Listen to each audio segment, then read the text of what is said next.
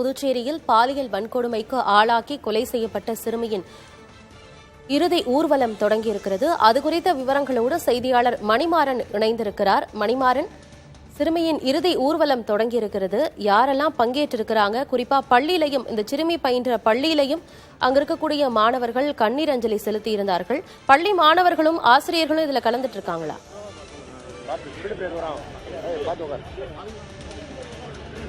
ஆனந்தி, இப்ப நீங்க சொன்ன அந்த குறிப்பிட்ட பள்ளிக்கூடத்தை கடந்துதான் போயிட்டு இருக்கோம். இறுதி ஊர்வலம் நடந்துகிட்டு இருக்கு. நீங்க பாக்கலாம், எனக்கு பின்னாடி அவ்வளவு கூட்டம் இருக்கு.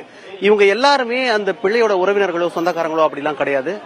என் வீட்டுல ஒரு இழப்புனா என்ன மாதிரியான ஒரு பாதிப்பு என் மனசுக்குள்ள இருக்குமோ அதை உணர்ந்து ஏராளமான மக்கள் இங்க ஒண்ணு கூடியிருக்காங்க. பாக்கலாம், வழிநடுக இப்ப கூட வர்றவங்க மட்டும் இல்லாம இந்த சாலையை கடந்து போறோம், பாக்குறோம் எல்லார் வீடுகள் இருந்தும் எல்லாருமே வந்து வெளியே வந்துட்டாங்க.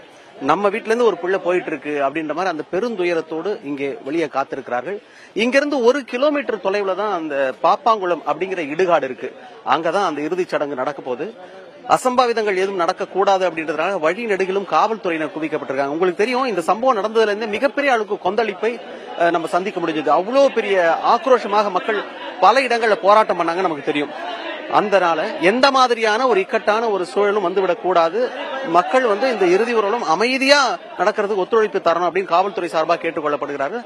அதெல்லாம் தாண்டியும் கூட ஏராளமான மக்கள் குவிஞ்சிருக்கிறதுனால எங்க ஏதோ நடந்துருமோ அப்படின்றதுக்காக பாதுகாப்பு முன்னேற்பாடுகள் காவல்துறையின் தரப்புல செய்யப்பட்டிருக்கு. அதன் காரணமா வழிநடுக பாக்குறோம், மக்கள் எவ்வளவு பேர் இருக்காங்களோ அதுக்கு தகுந்தா போல பல இடங்கள்ல காவல்துறையினர் குவிக்கப்பட்டிருக்காங்க. ஆனந்தி,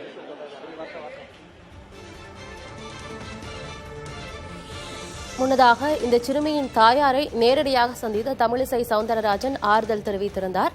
இந்நிலையில் இந்த விவகாரத்தில் அடுத்த கட்ட நடவடிக்கை எடுப்பது தொடர்பாக ஒருவரும் அவர் ஆலோசனையிலும் ஈடுபட்டுக் கொண்டிருக்கிறார். மணிமாறன், அரசு தரப்பிலிருந்து இந்த இறுதி ஊர்வலத்தில் யாராவது பங்கேற்றிருக்கிறாங்களா?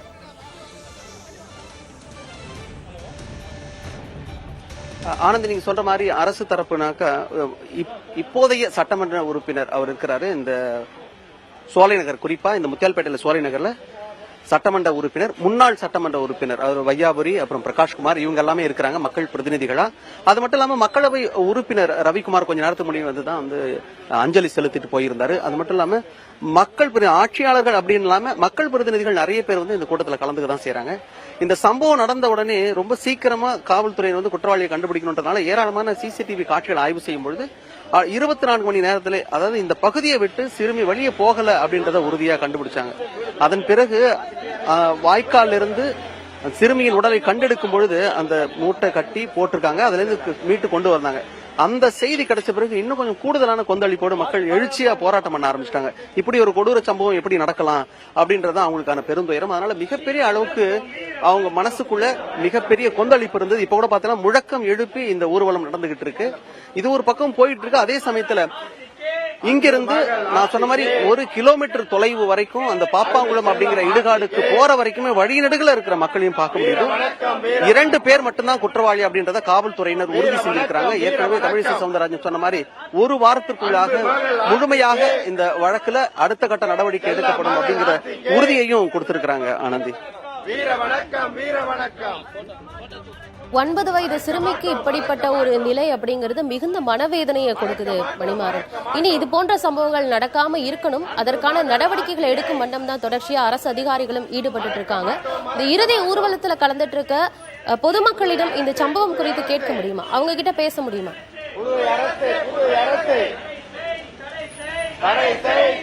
இங்க இருக்கிற பொதுமக்கள் எல்லார்கிட்டயுமே நம்ம வந்து பேசணும். அவங்கள வந்து நேரடியா வந்து இந்த புதுச்சேரி மண்ணை பொறுத்த வரைக்கும் முதல் தடவையா இப்படி ஒரு சம்பவம் நடந்திருக்கு, எங்களால ஏத்துக்கவே முடியல, இதுக்கு யாரு காரணம் அப்படின்னு காவல்துறை சொல்றாங்களோ அந்த குறிப்பிட்ட 2 பேர் மீது மட்டும் இல்ல, இனிமே இது போன்ற சம்பவம் நடக்கவே கூடாது. நாங்க வந்திருக்கிற யாருமே பாத்தீங்கன்னா இந்த பள்ளிக்கு சொந்தக்காரங்க எல்லாம் இல்ல, ஆனா இது நாளைக்கு என் பிள்ளைக்கு நடக்கலாம், பக்கத்து வீட்டு பிள்ளைக்கு நடக்கலாம் அப்படின்ற பெருந்துயரத்தோடு தான் பேசுறேன். அப்படி ஒரு வலிய இந்த சம்பவம் இங்க இருக்கிற மக்களுக்கு கொடுத்திருக்கு. ஆனந்தி, இறுதி ஊர்வலம் எந்த பகுதியிலிருந்து தொடங்கி இருக்கு மணிமாறனுங்கிறது, எவ்வளவு தூரம் இருக்கு?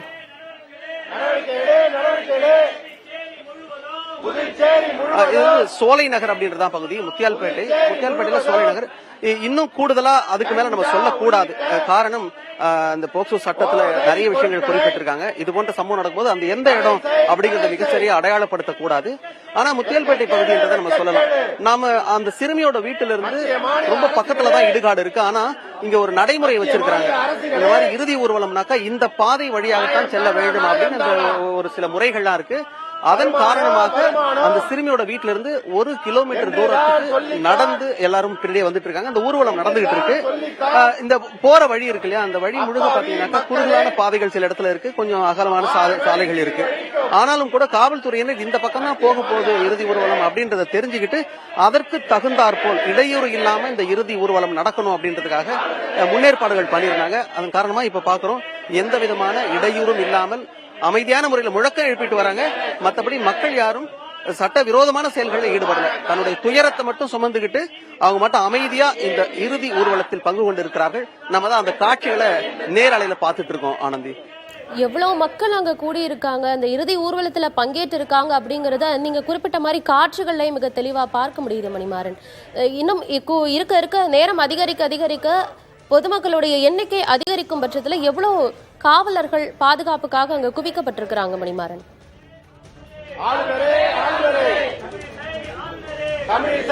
ஆனந்த், நீங்க பேசுறது முழுசா என்னால உள்வாங்க முடியல, அவ்வளவு சத்தமா இருக்கு. ஆனாலும் எனக்கு கேட்ட வரைக்கும் இன்னும் எவ்வளவு தூரம் இருக்குன்னு நீங்க சொன்ன மாதிரி எனக்கு ஒரு விழுந்திருக்கு.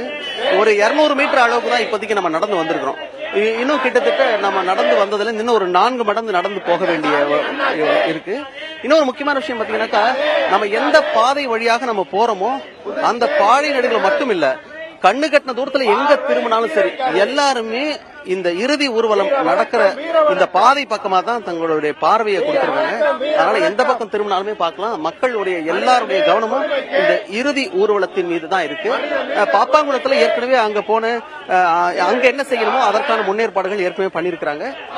இந்த ஊர்வலம் நேரடியா அங்க போய் சேர்ந்த பிறகு ஒரு குறிப்பிட்ட தூரத்துக்கு அப்புறம் பொதுமக்களை உள்ளே விடக்கூடாது அப்படின்னு ஒரு பக்கம் ஒரு எதிர்ப்பு குரல் இருக்கு. என்னன்னா, அமைதியான முறையில் இறுதி ஊர்வலம் முடிஞ்சு இறுதி சடங்குகளும் முடியணும், இது நிறைவடைகிற வரைக்கும் எந்த விதமான அசம்பாவிதமும் நடக்கக்கூடாது அப்படின்னு. ஆனா அதே சமயத்துல பொதுமக்கள் இல்ல, இறுதி சடங்கு நடக்கிற வரைக்கும் நாங்க இருந்துதான் ஆவோம் அப்படின்ற மாதிரி இருக்கிறாங்க. ஒத்துழைப்பு தரும்படி காவல்துறையினும் தொடர்ச்சியா கோரிக்கை வச்சுட்டு இருக்காங்க.